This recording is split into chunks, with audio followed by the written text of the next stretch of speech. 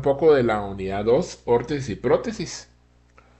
Y quiero que vean ustedes esta imagen. Esta imagen es de un pie protésico encontrado en Egipto.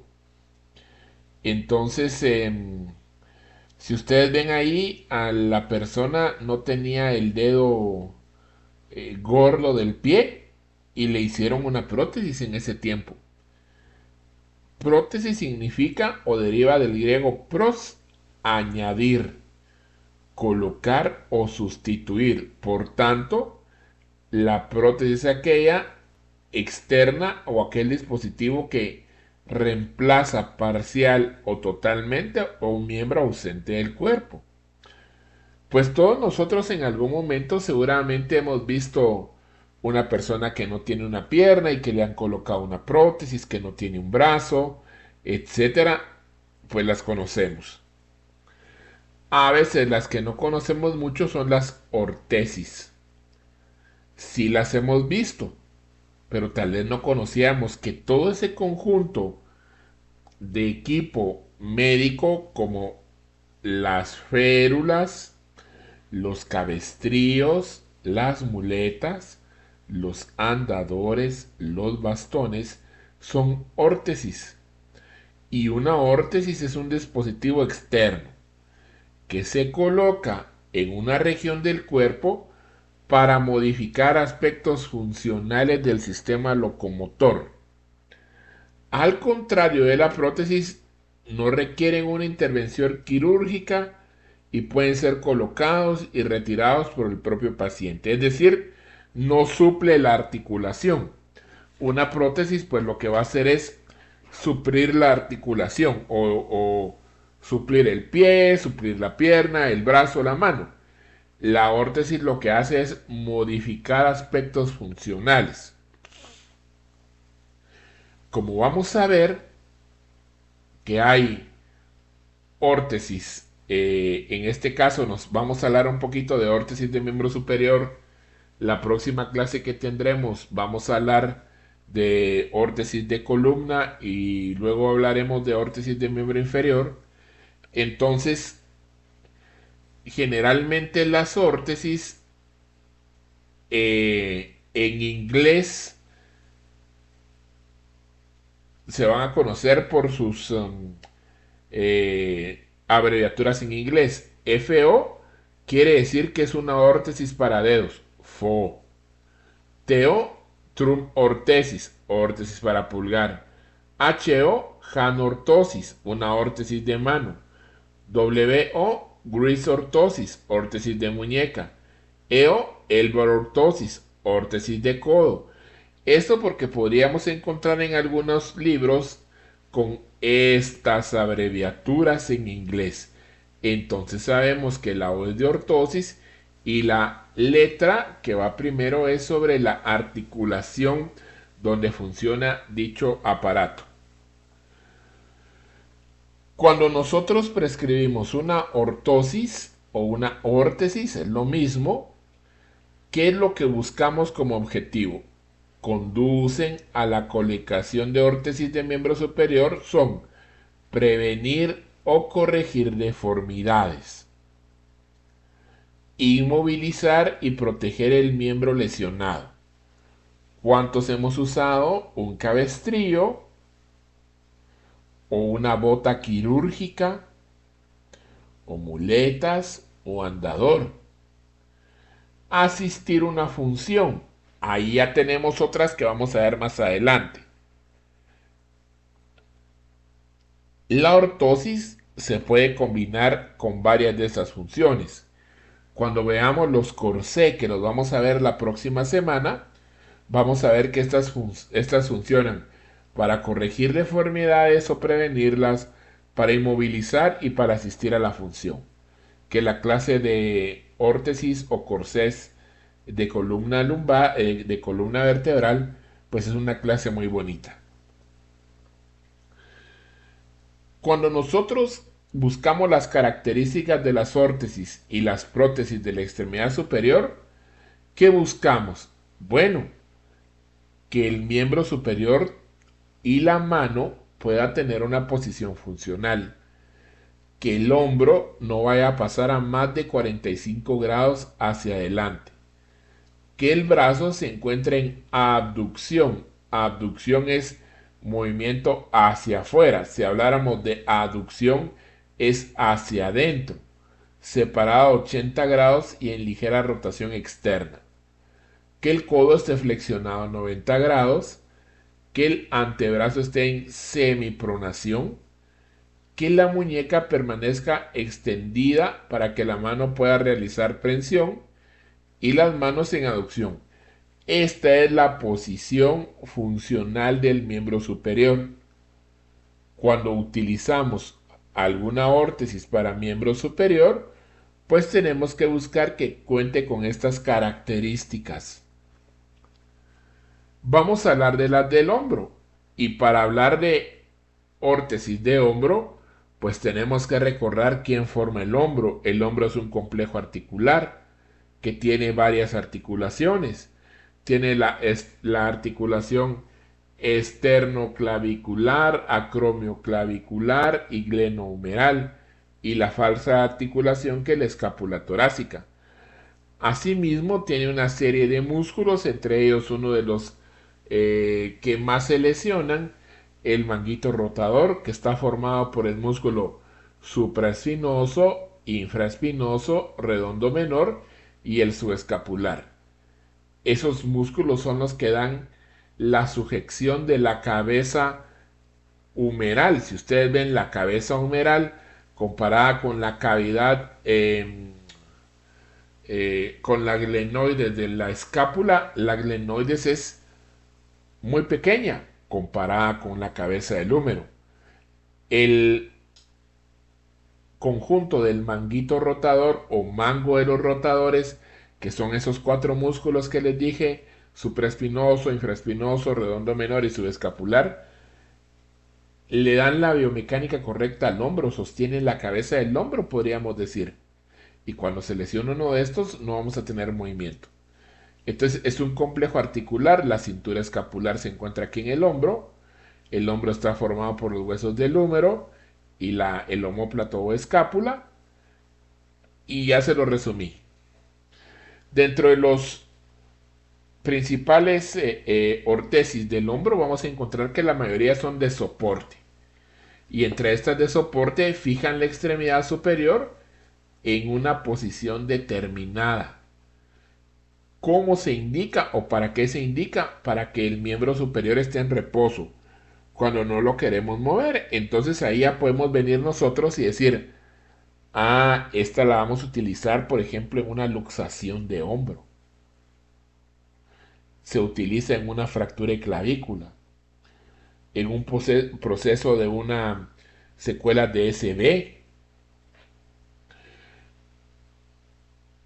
Se puede indicar en lesiones de los tejidos blandos, por ejemplo, lesiones del manguito rotador, luxaciones del hombro, en enfermedad reumática o en el tratamiento posquirúrgico, que le hayan reparado el manguito rotador a la persona, o que esta persona tenga alguna lesión en la cápsula articular y que se la hayan tenido que reparar, o en una fractura de escápula.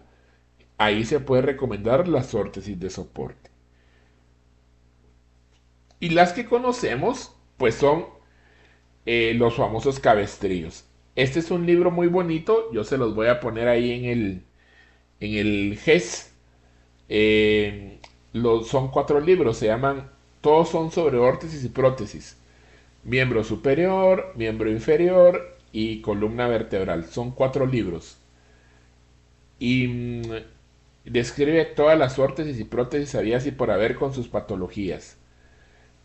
Las órtesis de antebrazos son los cabestrillos y ellos tienen varios modelos. Este pues nunca lo he visto yo, solo en los libros, pero es bueno conocerlo, que se llama cincha que rodea la muñeca y el antebrazo. Entonces es como una cincha por un cincho, es una banda de tela con un refuerzo en el hombro contrario a la lesión que pasa por la muñeca y por abajo del codo, pasando por atrás del tórax, y que lo que hace es sostener el brazo. Los que nosotros hemos visto y hemos conocido, hemos usado, hemos prescrito, es el cabestrío. Al cabestrío también se le conoce como órtesis canadiense. Entonces, ya tienen una pregunta ahí de examen o de machuque si tuvieran externos, internos, residentes o ahí. ¿Qué otro nombre recibe el cabestrío vos? Entonces, este, a comparación del anterior, tiene una mayor área de soporte. Pueden incluir cabestríos que inmovilicen codo para dar una mejor sujeción al antebrazo. Y hay varios tipos de cabestríos, pueden ser con tirantes como este o sin tirantes como este. Pero este es uno especial que ustedes ven aquí. Este se llama cabestrío en 8 o de Bobat, así se llama, o de Bobat. Bobat fue el creador de una técnica para el tratamiento de parálisis cerebral, la técnica de Bobat. Eran una pareja de esposos, los Bobat. Si no estoy mal, ella se llamaba Carla, si no estoy mal. Y estos señores idearon este cabestrío que ustedes les voy a marcar acá. Este cabestrío, la particularidad que tiene, bueno, ¿cómo marcaba? Ajá. Este cabestrío, la particularidad que tiene es que él se utiliza para pacientes con hemiplejías, con secuelas de SB y secuelas de trauma craneoencefálico. Cuando una persona tiene una secuela de un SB o de un trauma craneoencefálico con una hemiplejía, aparte de no caminar bien, le va a colgar el brazo. ¿Y cuánto pesa el brazo de cada uno? Tal vez unas 20, 25 libras. Y eso va a causar una subluxación del hombro. Y con este tipo de cabestríos, lo que hace es que evitamos esa subluxación. Muy interesante. Cabestrío en 8 de Bobat. Como no les voy a dar una clase de SB, creo yo, se los adelanto acá. Ustedes pueden pedirlo. Generalmente se mandan a hacer. Si uno va a buscarlo a casa médica o a esos lugares, no lo van a tener, sino que tienen que ser los ortesistas. Los ortesistas son los técnicos en órtesis y prótesis. En Guatemala hay muy buenos, yo conozco muy buenos, por ejemplo. Aquí, ¿qué manda? Sí, la mayoría de tiempo, por cuando tiene la hemiplejía marcada, sí. Ahora, si vamos recuperando poco a poco el movimiento, entonces se le va quitando. Depende de la evolución. Sí. Sí, si quieren yo les doy las personas que conozco donde los pueden hacer, igual todas las órtesis. Muy bien. Bueno, esto es lo bonito o lo feo de las órtesis y de las prótesis. Y es que las órtesis y las prótesis en todo se utiliza la biomecánica. Los ángulos, las fuerzas de reacción. Y yo que aquí traté de hacerlo lo más sencillo y resumido. Lo que buscamos con un cabestrillo es el reposo, limitar la movilidad. Buscamos que la fuerza de gravedad cause tensión a nivel de en la región cápsula ligamentosa, donde está la cápsula. La cápsula de la articulación del hombro es una cápsula laxa, donde se encuentra líquido sinovial, la membrana sinovial, el tejido conjuntivo, etc. Y al suprimir la fuerza de la gravedad, ya no estoy cargando, me quita el dolor. Ya no cargo porque decíamos que mi brazote ha de pesar como 25 libras, ya no me causa dolor. Entonces, soporte de descarga de la articulación del hombro mediante traslado de la parte del peso del brazo, antebrazo y mano a la zona del cuello. Esa es la biomecánica. Lo que buscamos de su uso es mayor ajuste, mayor inmovilización.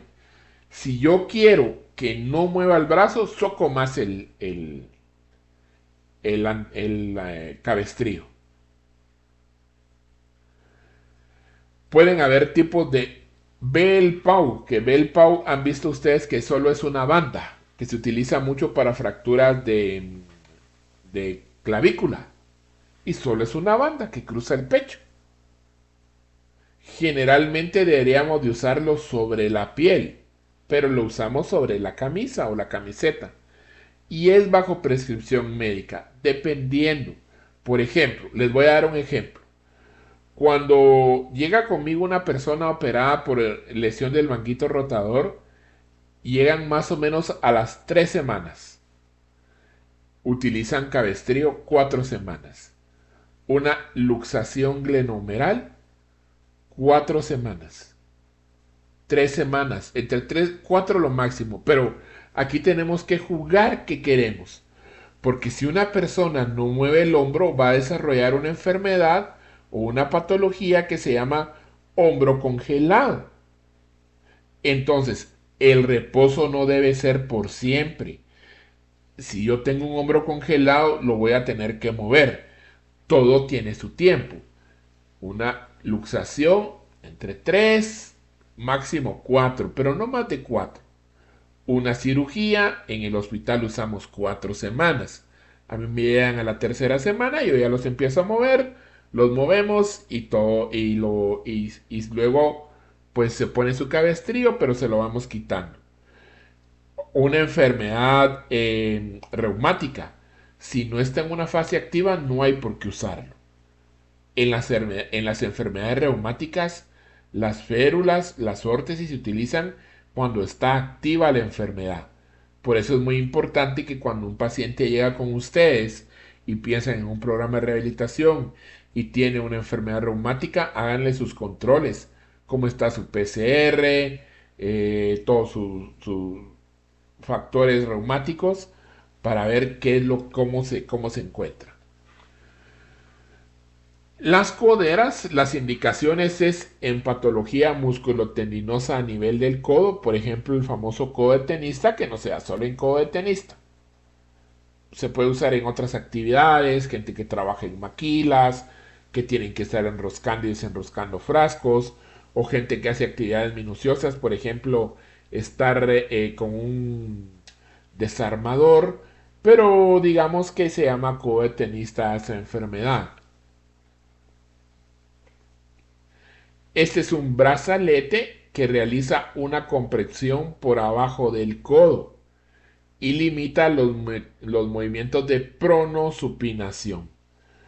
Pronación es supinación es el movimiento como que yo les digo, dame. Cuando uno le dice, dame, y le ponen la mano para pedir, ese es el movimiento de pronación. Pero si yo llevo mi palma de la mano hacia abajo y la quiero llevar hacia el techo, ese movimiento se llama pronación. Y el objetivo de esa codera es ese. Los brazaletes generalmente son elásticos, pueden haber de hasta presión, es decir, que se inflan. Y se ubican en la parte proximal del antebrazo a 3 centímetros por debajo del epicóndilo. A esta enfermedad del codo de tenista también se le llama epicondilitis, porque ahí están los músculos epicondilares. Y si ustedes se tocan en el epicóndilo, algunos libros llaman epicóndilo externo o interno o lateral y medial, pero realmente el epicóndilo es el externo. Y si ustedes se tocan a nivel de esa región y mueven su mano hacia arriba, van a sentir como todos los músculos se mueven, y esos son los extensores de la mano, los del epicóndilo. Y la otra prominencia, que es donde uno siente el toque eléctrico, se llama la epitróclea. Si ustedes mueven su mano hacia abajo, van a sentir el movimiento de los músculos. Entonces, más o menos a 3 centímetros. ¿Qué es la biomecánica de esta ortesis? Bueno, a mí me gustó esta fotografía porque en esta fotografía aquí vemos la patela humeral, aquí vamos ya con los músculos, con los huesos de el codo, tanto el cúbito como el radio, y estos son los músculos epicondilares. Reduce la fuerza de tracción resultante de la inserción de la musculatura epicondilia, que es esta. Y al disminuir la tensión, vuelve a reorientar, es decir, disminuye la inflamación, el edema de estas fibras musculares. Indicaciones del uso: consigue una disminución de la sobrecarga musculotendinosa y con esto disminuye el dolor. Esta es la que les digo que se infla, miren.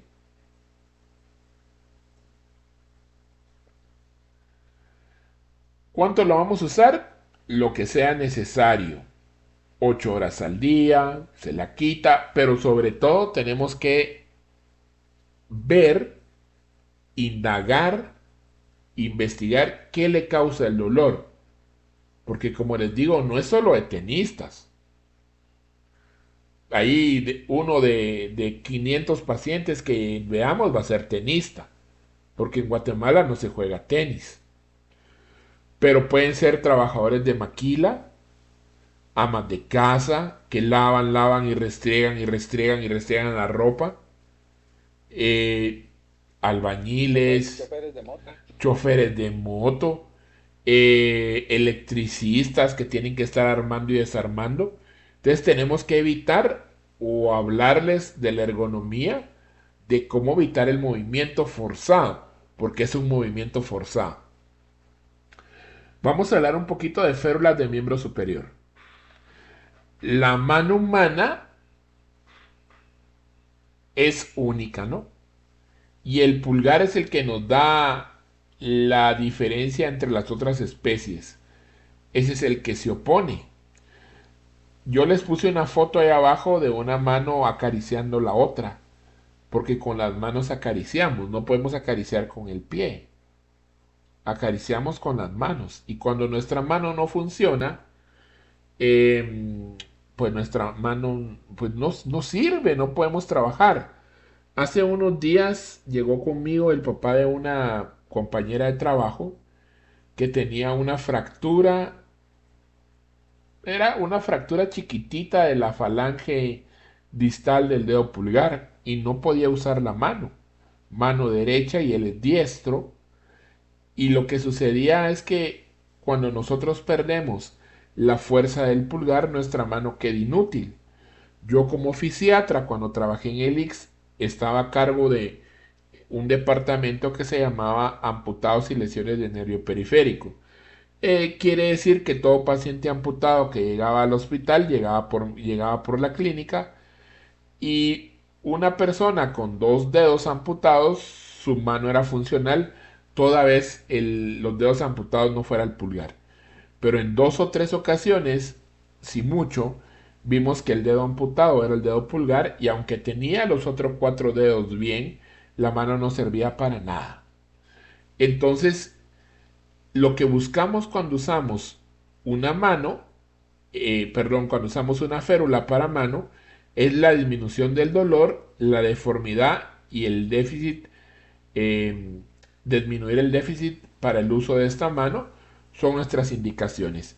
Voy a hacer un resumen de un montón de férulas que hay. Cuando ustedes tienen un paciente con una hemiplegia, la mano va a estar caída al principio. Está en una parálisis flácida. Entonces ustedes pueden pedir una órtesis de reposo muñeca-mano. Es una férula estática. ¿Qué quiero decir con eso? Que no se mueve. Llega más o menos a 2/3 del antebrazo. Si ustedes miden su antebrazo en 3 partes, en las 2/3 por ahí llegaría. Llega hasta la punta de los dedos y puede incluir o no al pulgar, dependiendo de lo que quieran. Generalmente cuando se pide una férula de uso nocturno, así se llama, férula de reposo para uso nocturno, incluye el uso del dedo pulgar, y la muñeca tiene que tener una posición neutra, es decir, la posición fisiológica o anatómica. No está ni hacia arriba ni hacia abajo, si está en una posición neutra. Y la función es inmovilizar la muñeca y mano con el objetivo de disminuir el dolor y prevenir deformidades. Un paciente lesionado medular, cuadripléjico o un paciente hemipléjico no va a mover la mano y entonces la mano va a tener una deformidad. Para evitar esas deformidades, entonces usamos estas. Estas son las férulas de reposo largas. Para uso nocturno puede ser. Con eso evitamos que cuando el paciente está descansando, la mano le quede por un lado doblada cuando se mueve o cuando lo mueven. Y evitamos deformidades. Hay otra que se llama cup-up o cup-up, órtesis funcional de muñeca y mano. Inmoviliza la muñeca a 30 grados de dorsiflexión, es decir, el dorso de la mano está un poco hacia arriba a 30 grados y permite la flexión de las articulaciones metacarpofalángicas de los dedos. Proporciona soporte de la muñeca y nos produce analgesia. Es decir, al evitar el movimiento forzado, al hacer descansar nuestra muñeca, entonces nos va a permitir que disminuya el dolor. Protege los tendones extensores debilitados. La podemos usar para inflamación y su estiramiento y ruptura durante la manipulación. Por ejemplo, esas también las podemos usar para pacientes que tienen una inmovilización, pero que tienen movimiento. Por ejemplo, en pacientes con artritis o artrosis y que estén en una fase activa. Las podemos utilizar también para personas que, pacientes con hemiplegia que están recuperando el movimiento. Cuando nosotros prescribimos una férula de buena posición, tenemos que ver esto de la mano. ¿Dónde pasan nuestros tendones? La posición de nuestra mano, los huesos que la conforman. Por aquí, por ejemplo, vemos el nervio mediano y el túnel del carpo, las arterias y las venas. Y esto es porque hay una serie de tendones, los tendones extensores, que son los que hacen nuestros dedos hacia arriba, y una serie de tendones que son los que hacen nuestros dedos hacia abajo. Los que hacen hacia arriba se llaman extensores de la mano, los que hacen hacia abajo se llaman flexores de la mano. Hay extensores propios, superficiales y profundos. Por ejemplo, el pulgar tiene sus propios extensores, el meñique tiene sus propios extensores, porque son como clase aparte, ¿no? Puede haber lesiones tendinosas. De repente llega con ustedes un paciente que tuvo una lesión con un vidrio que se cortó. Yo tuve un paciente que se cayó limpiando en la casa, quebró una ventana y la ventana le cortó los tendones. Pero también vi a alguien que la agarraron a machetazos, ¿a ustedes? Algo muy común en nuestras comunidades, que la gente se agarra a machetazos y tenía lesiones de los tendones. Entonces, pueden haber de tendones flexores y se utiliza sobre el dorso del antebrazo, muñeca y mano, indicadas tras la reparación de los tendones flexores. Quiere decir que ya el cirujano vino, la reparó y hay varias zonas en el brazo o en la mano. La zona 2 que se llama y la zona 5.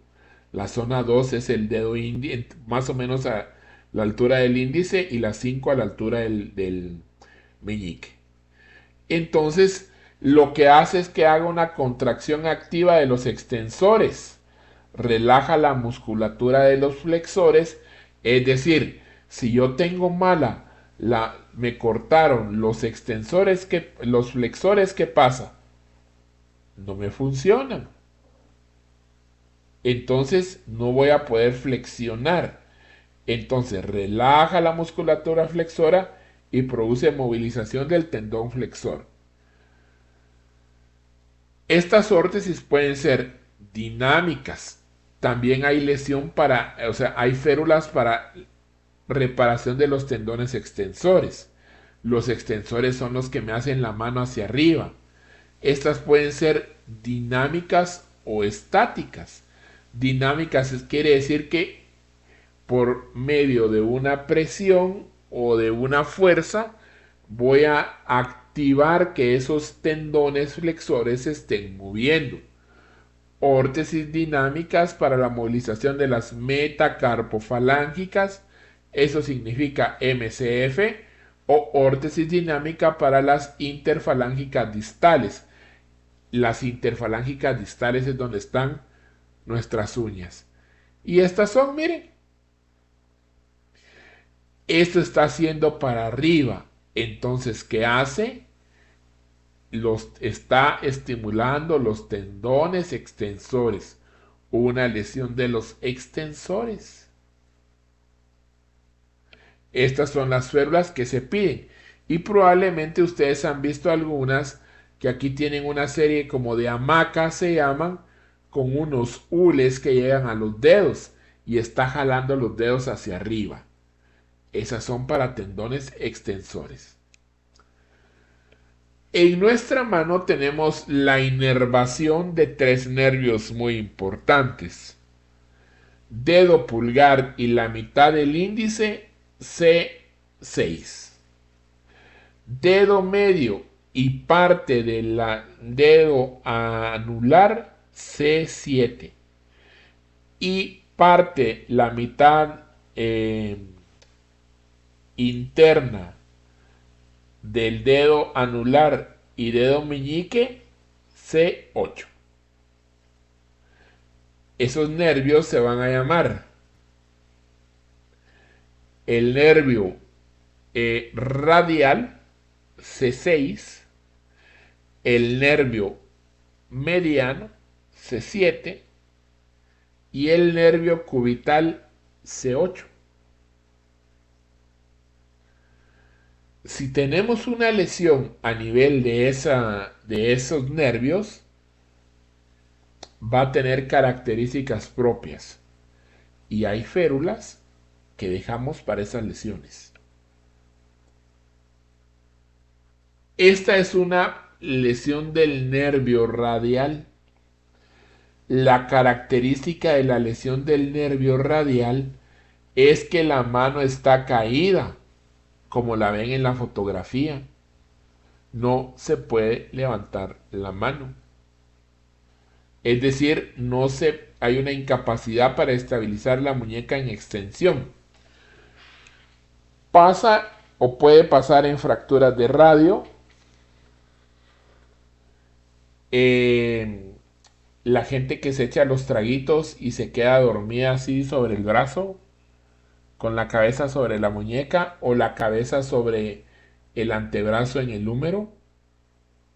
O también hay una lesión que se llama parálisis de la luna de miel, donde alguien duerme o le pone la cabeza sobre el brazo a la otra persona y se queda durmiendo ahí, y en la mañana cuando amanece no tiene movimiento en la mano.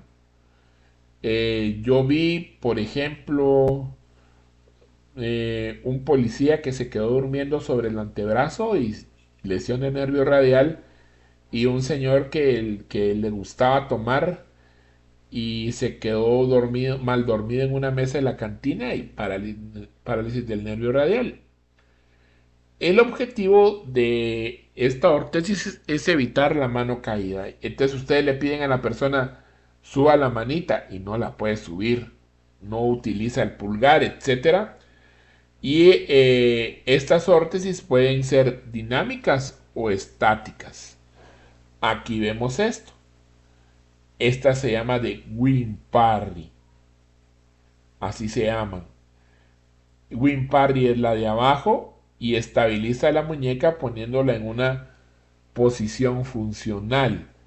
Y Oppenheimer es la de arriba, que tiene una especie de barra en las metacarpofalángicas estabilizando la muñeca. ¿A qué debemos nosotros? ¿Cuándo vamos a ver si va a mejorar o no?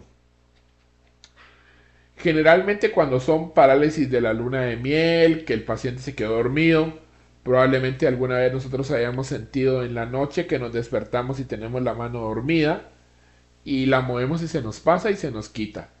Si es así, el pronóstico es más benigno y se recupera. Pero cuando son fracturas, balazos, lesiones por arma blanca, accidentes, generalmente las parálisis tienden a ser crónicas. ¿Cómo podemos saber si una parálisis nos va a mejorar o no nos mejora o no nos mejora? Mandándole a hacer un estudio de electromiograma y neuroconducción.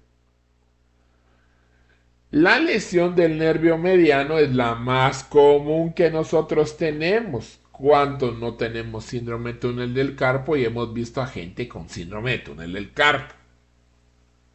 La prensión de la mano está reducida por afectación de la abducción y oposición del pulgar, por la flexión de los dedos segundo y tercero.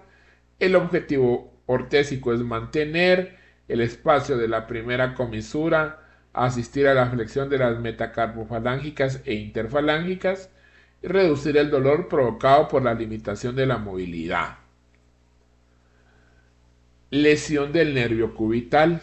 La lesión del nervio cubital produce una deformación en la mano que se llama la garra cubital.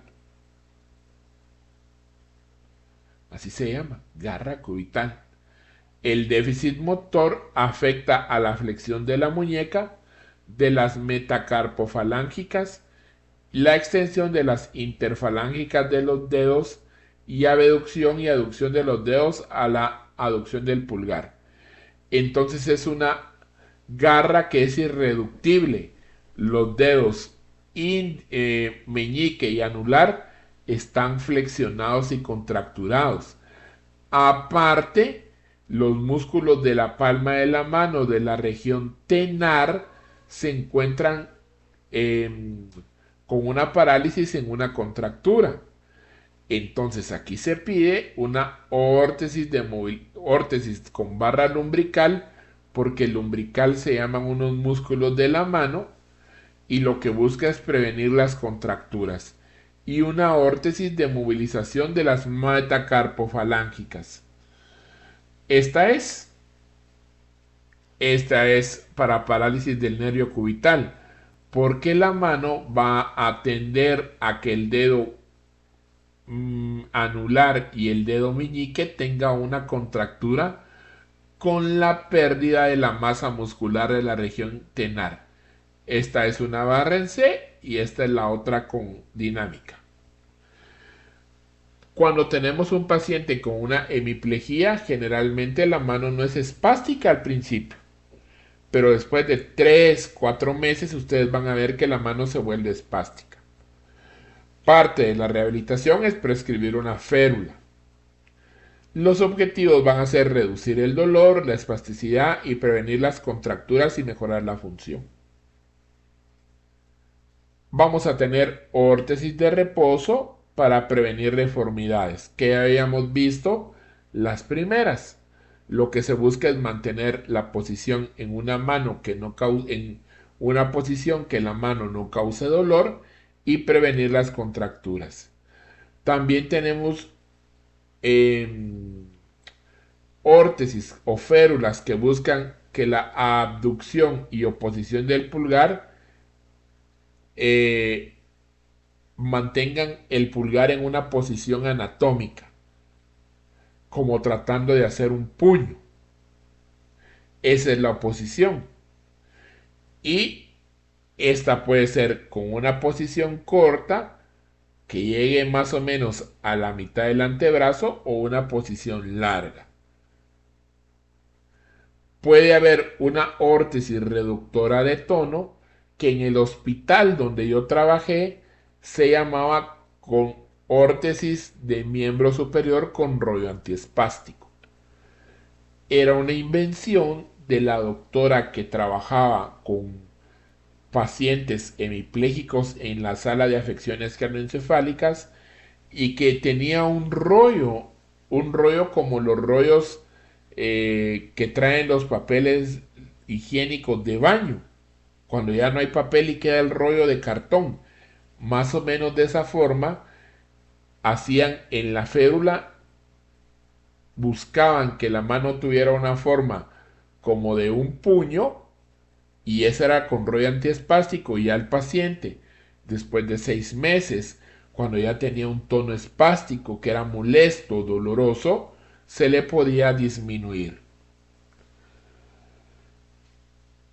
La férula para síndrome de túnel del carpo, ya habíamos hablado un poco de lesión del nervio mediano. El síndrome del túnel del carpo, acuérdense ustedes que es el dolor en esta región de la mano y que la gente va a sentir como la mano torpe, entumecimiento y hormigueo del pulgar, entumecimiento y hormigueo de la palma de la mano, va a sentir como que las manos se le caen, no va a poder hacer movimientos finos, va a tener atrofia del músculo del pulgar, etc.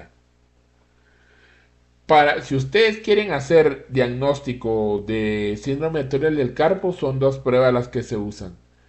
Funnel, así se llama, Funnel y Tinel. Funnel es pedirle a la persona que ponga las muñecas como ustedes están viendo del lado izquierdo de mi pantalla. Le piden que mantenga por lo menos 1 minuto las muñecas de esa manera, bien pegaditas. Aquí no está correcto, aquí sí está correcto. Y si cuando despegan las manos hay dolor, quemazón, ardor, es positivo. Y acá, este es Tinel, en el recorrido del nervio mediano donde está la obstrucción, van a percutir con sus dedos o con un martillo. Si ustedes al hacer esta prueba, reproduce dolor, quemazón, ardor como un toque eléctrico, va a ser positiva la prueba y van a tener un diagnóstico de Funnel y Tinel.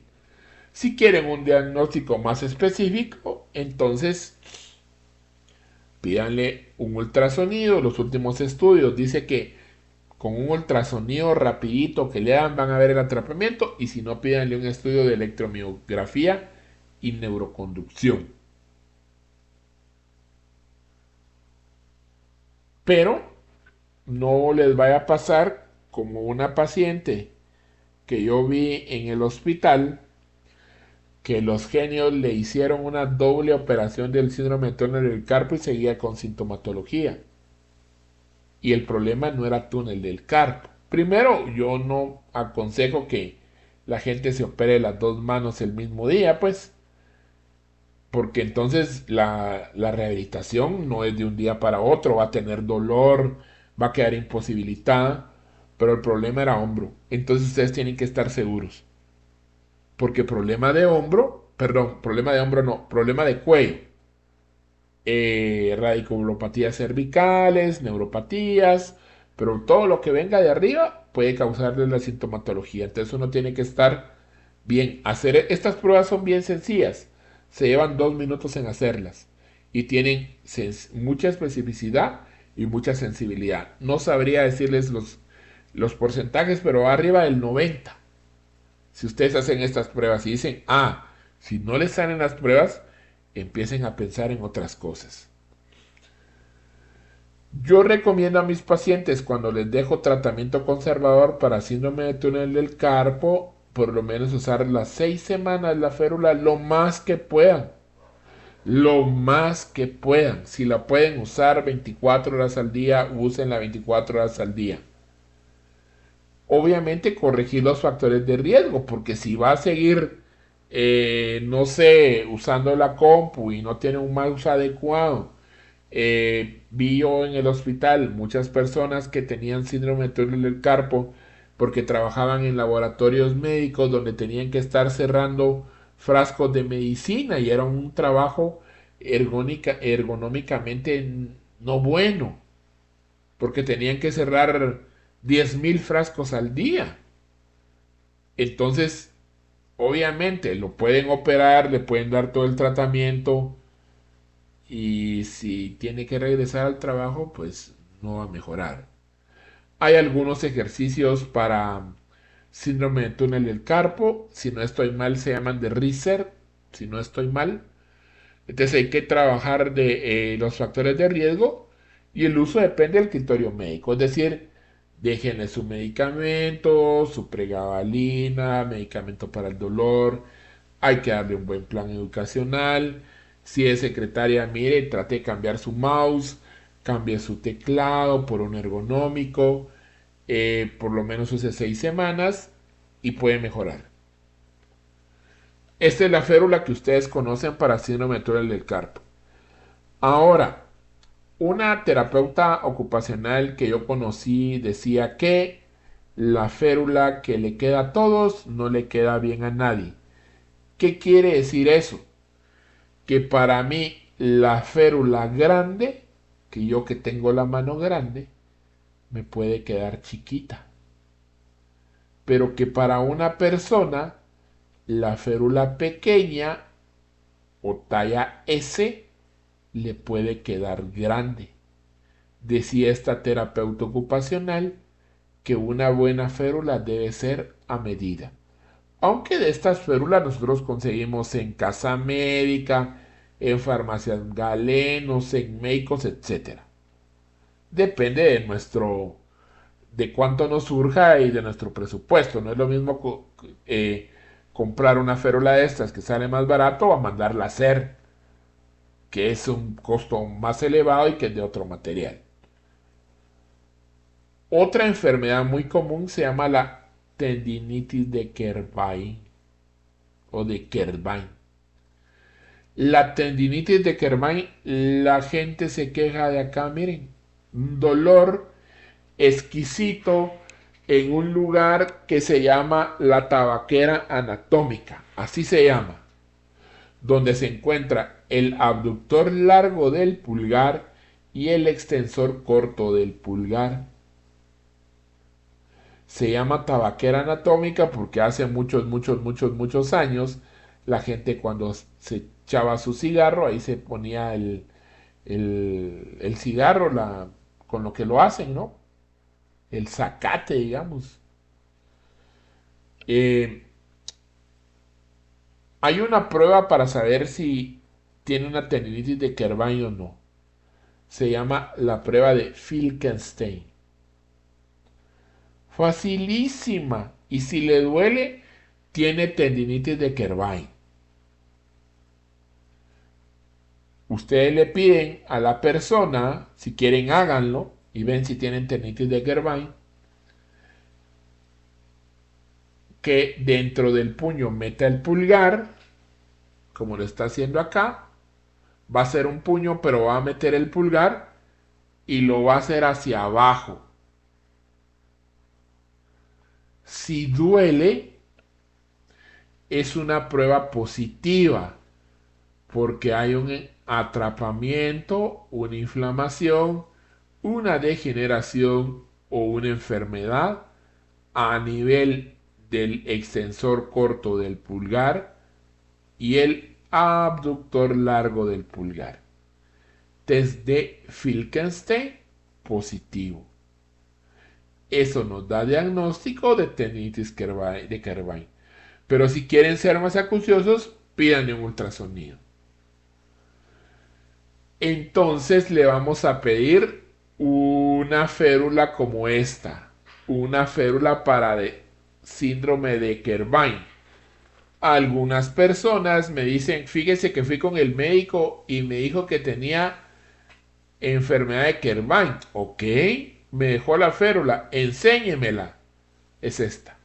Esta no le sirve para nada. Si la van a prescribir, tiene que ser esta. O al contrario, llega gente y me dice, le digo yo, es que usted tiene un síndrome de túnel del carpo. Ah, yo tengo una férula, doctor. Tráigamela. Y cuando me llevan, es esta. No le sirve.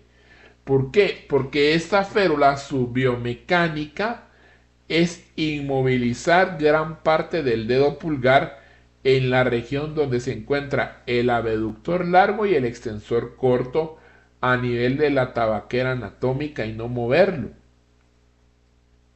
Y ese es el tratamiento, aparte de medicina física. Podemos usar medios físicos, láser, ultrasonido, etcétera, etcétera, etcétera. Entonces, es a este nivel. ¿Cuándo la vamos? ¿Cuánto tiempo? Por lo menos 6 semanas, todo lo que pueda. Si puede usarla a las 24 horas, úsela. Pero como es molesto, le decimos, mire, todo el tiempo que usted pueda. Ahora, tenemos que descubrir qué es lo que le causa el dolor. ¿Saben ustedes a qué está asociado? Está asociado mucho a el uso del teléfono, del tecladito infeliz para mandar textos. Porque el tecladito infeliz de los teléfonos es muy pequeño. Entonces tenemos que hacer un movimiento muy fino, repetitivo. Hay que buscarlo. Y eso es parte. Estas son mis referencias bibliográficas. Yo les voy a mandar los libros de Viladot y ese de Zambudio. Si ustedes quieren leer de prótesis y órtesis, pues con mucho gusto yo se los voy a mandar.